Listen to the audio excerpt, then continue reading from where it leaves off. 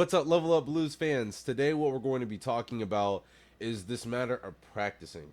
Many of us, as we are aspiring to become better musicians, we get excited about something that we may have heard and we want to try to figure it out. We may have a good beginning, but things never get quite learned from start to finish. But the thing is that the inspiration is good, but it's not enough. The inspiration is enough to get you started, but it's not enough to keep you going. And that's exactly what I want to talk about. Many of us feel overwhelmed by the amount of things that we feel like we need to learn in order to get better. But actually, something I really want you to realize is that it's not about the breadth of things that you learn, it's about the depth. How deeply you are able to absorb something. And the longer you stay with something, the more you're able to get the benefit of what you're working on. And so, what does this mean for us practically speaking? I structure my practice in terms of 5 categories. And the wonderful thing about this is that I don't necessarily practice these 5 categories every single day, but this is an excellent way of structuring your practice. The first category is the matter of fretboard visualization. Many of us, we get bogged down with just learning the notes on the low E string. Now, to be perfectly fair, if you just know the notes on the low E string, you can get a lot of mileage. If I know that my A is on this 5th fret of the E string,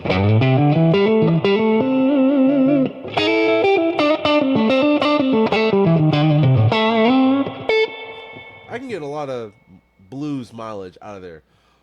But it's not enough just to know the notes on the low E string. You really want to be familiar with all of the notes on the guitar. The exercise that I'm about to show you is extremely helpful because it takes you away from just seeing the notes on the fretboard as isolated pieces of information and gets you to connect them with the other notes on the fretboard. And that's the matter of visualizing the different octaves, the octave shapes on the fretboard.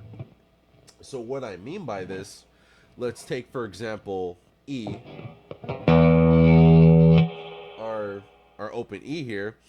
What we're going to do is map out all the E's on the fretboard.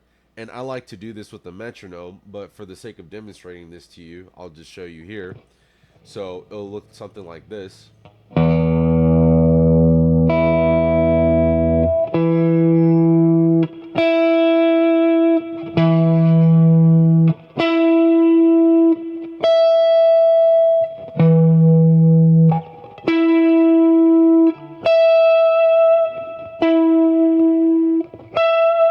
And then we of course repeat.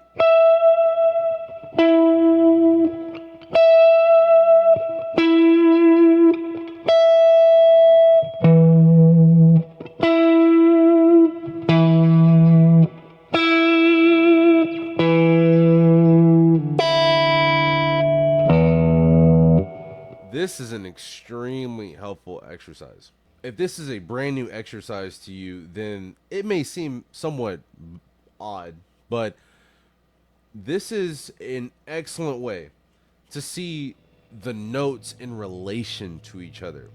It's the reason why in the past you may have had difficulty learning the fretboard is because you're trying to learn the notes in isolation. But what you need to do instead is learn the notes in relation to each other. And the best way to start is the best relationship, really, as a foundation for you to learn the notes on the fretboard, is to see the octaves on the fretboard. Beginning with our low E, what would be my next octave? It would be the 2nd fret on the D string. So I have my first octave here. But remember, the note that I can play on my low E, I can also play it on my high E. So you can do that however you would like. But then now anchoring on the second fret of the D string, my next octave would be on the fifth fret of the B string. And then the E on the seventh fret on the A string, ninth fret on the G, and then I play my 12 frets for the E strings, and then I can just repeat that until the end. I just played every single E that I have available on the fretboard. I would highly recommend you do this. It's just good for you. It's just really good for you. The wonderful thing about this is that even if right now you do not see the immediate application, you will eventually. For example, I was so used to just playing,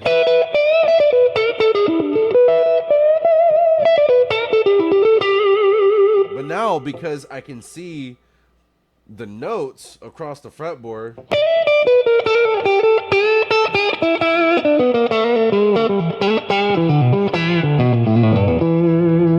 I just utilize more of the fretboard in that way, and instead of just being locked into a position on the fretboard.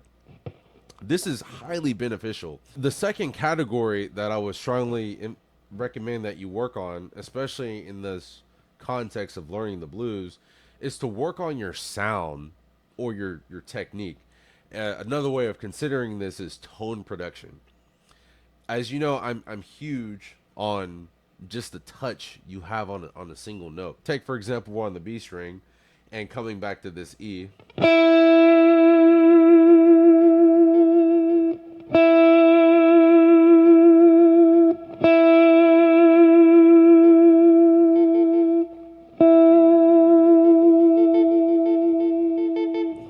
And I can also bend.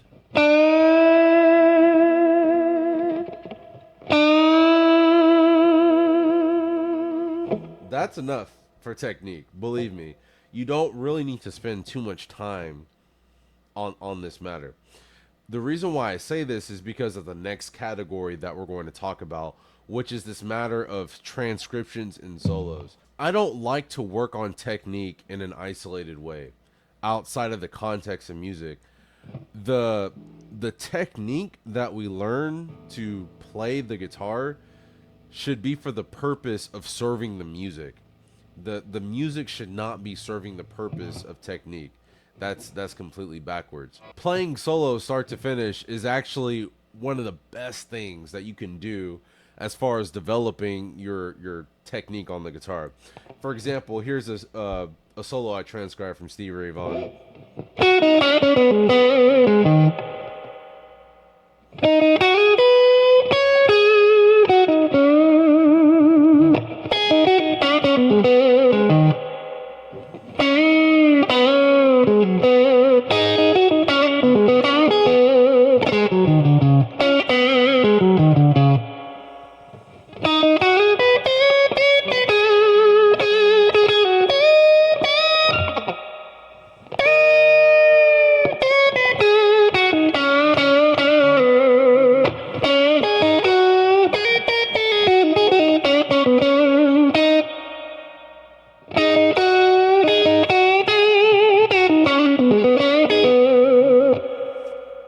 I'm not playing it exactly, but the point I'm trying to make is that many of these gestures that I learn in this solo, I'm constantly using all the time.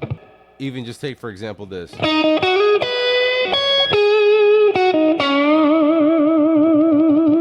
I use that all the time. Or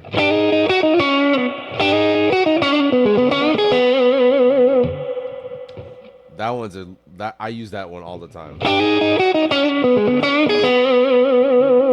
And I like when he plays going to the 4.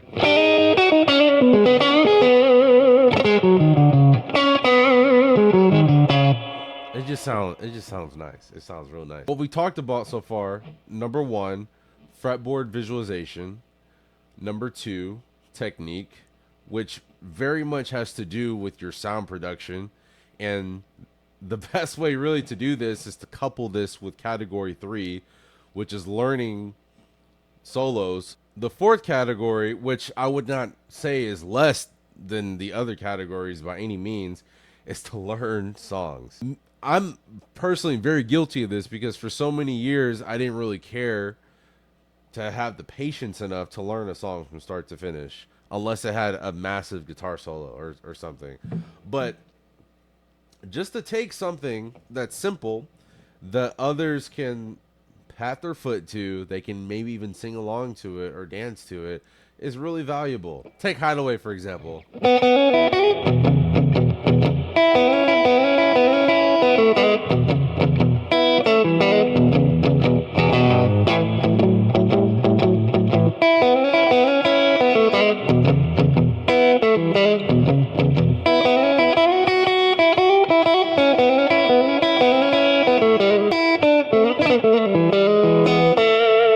The last thing that I want to talk about is this matter of rhythm. Many of us have not spent enough time just working on this very crucial aspect of our playing. We we may want to be great lead players, but we don't want to be able to support others in a jam setting. But let me tell you, when you work on this aspect of your playing, your soloing will get better because it's able to fit in with other people. For example, if I was doing something like, just playing a shuffle.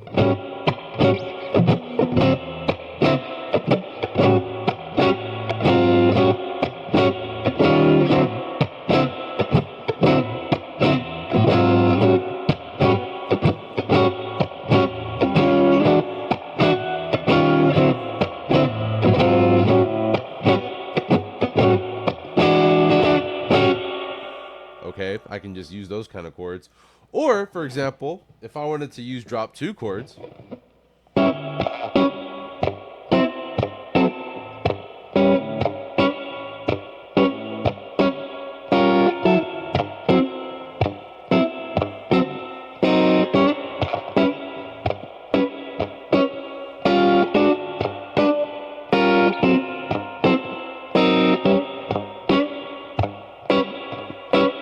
or if I just wanted to really simplify things down to the third and the seventh in the key of A.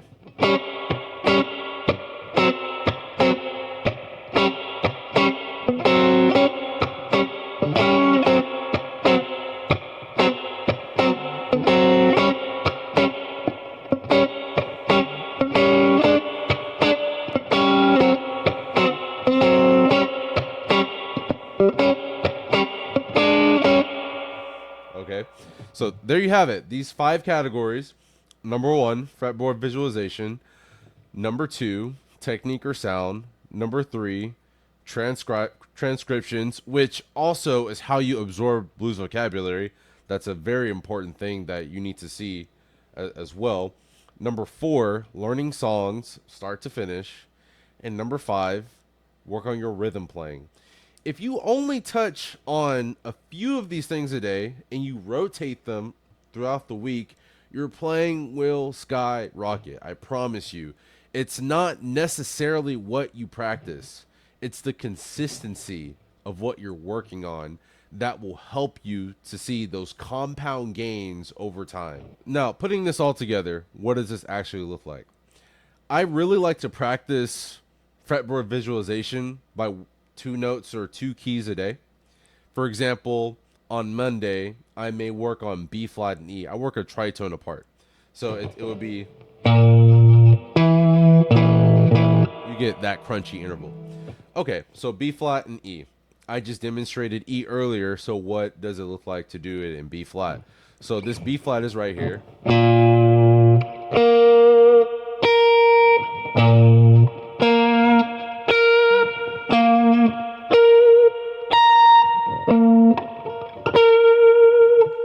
I just played every B flat that I have available on the fretboard.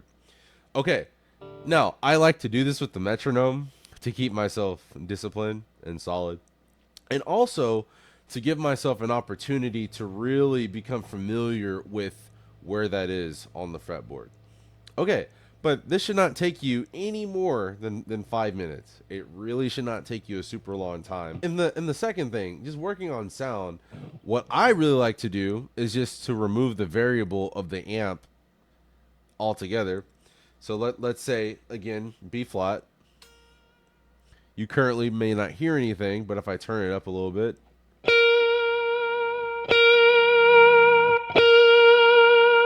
I like to play with the clean amp setting, and I try to have the amp be as close to what it sounds like unplugged. I try to keep it as resonant as possible, okay? So, and then I'll use the the bend.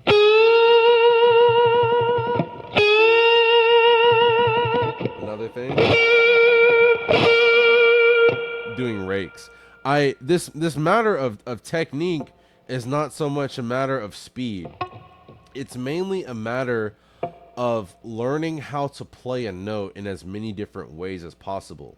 In the third category, let's just say in this matter of transcriptions, coming back to this Stevie Ray Vaughan solo, let's say my goal is to work on 2 measures. Okay, just 2 measures.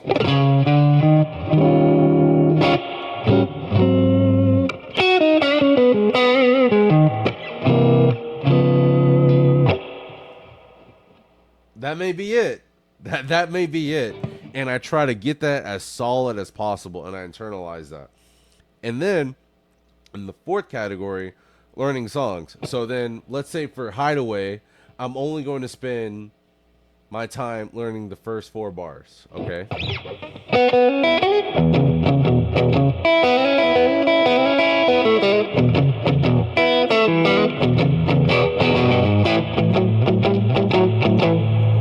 Bit over 4, but that's perfectly fine. And so then I may slow that down. That may have been not as tight as I would like for it to be, so I may go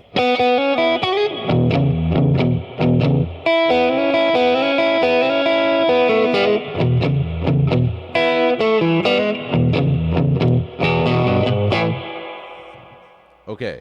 So when you keep learning things in a way that helps you to absorb it on a deeper level, it will eventually show up in your playing.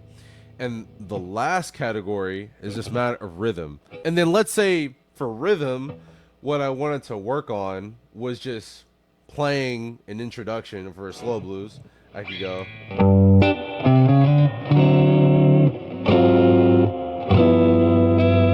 or if I was working on a shuffle rhythm, I could just use these chords, this G7 with the 13, and then this dominant 7 chord with the 9. I was working on a shuffle.